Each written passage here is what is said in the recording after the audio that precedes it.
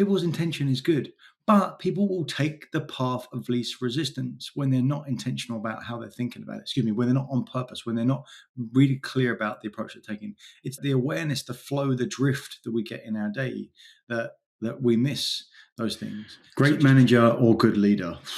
Like, where is that on the hierarchy of things? This is what I've seen so much just this week with advisors. The cadence of communication with people in your team and thinking through the lens of managing people versus leading people is such a significant difference. Management is constantly a drag because you're the person that's always having to go and get things from the people in your team. And if you don't follow up and if you don't show up one particular day, something's going to fall through the cracks. And then, you're going to be the one that comes back and has to deal with it. But that means you can't go and do the things that only you can do. And it's the same story over and over again.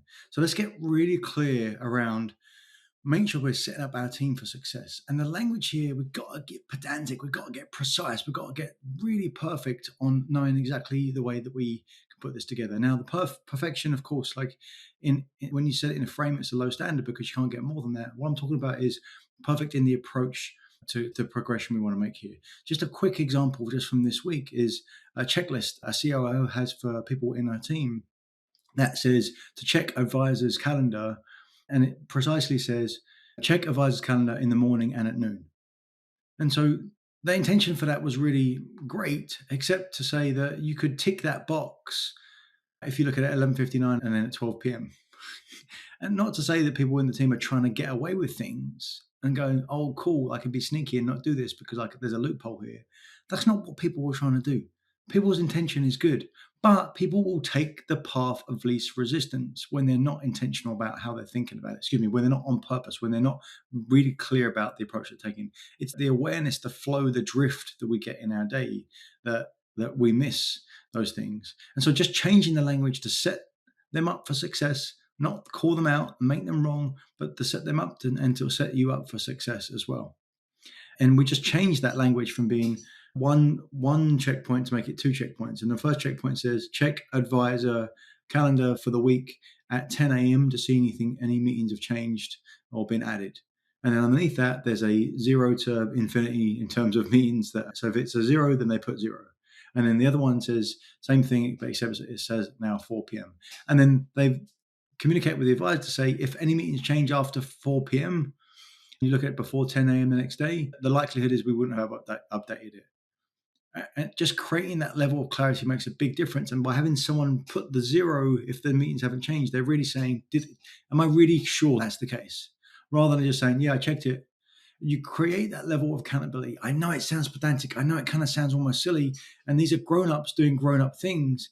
But ultimately, we want to catch the bottom line. We want to change the baselines available, right? This is where it comes from. Being a great manager is just being good at catching up people rather than being just a good leader. A great leader will come back to that, but just a good leader is setting up the systems so people can be successful every single day, and to make sure that you're having the communication that is open as well.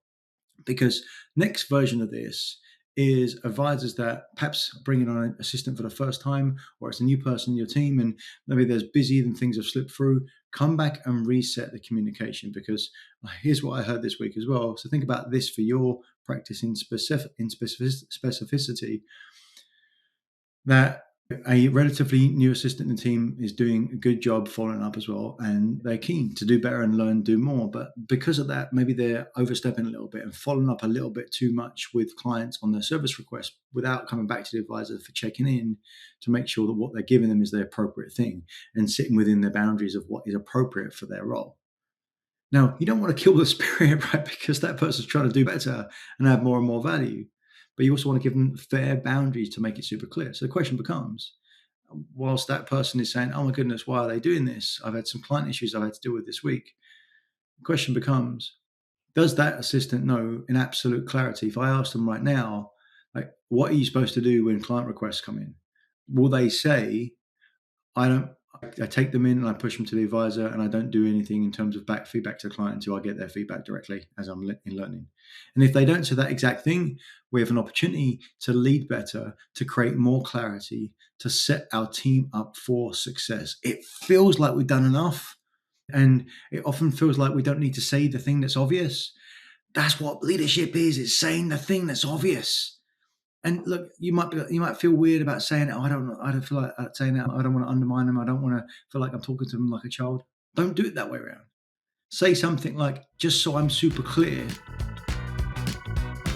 this is the approach I want to take. Just so I'm super clear, when anything comes in, please let me know what it is, and I want an email with this in this way at this time to do that. You can also go back to them and say, look, I just want to be really clear about this process to make sure we set ourselves up for success. What do you recommend and how you want to do this? Have you done something like this before? Or how did you do this before? Go from it from that perspective. Be curious, be open, but be clear. That's leading.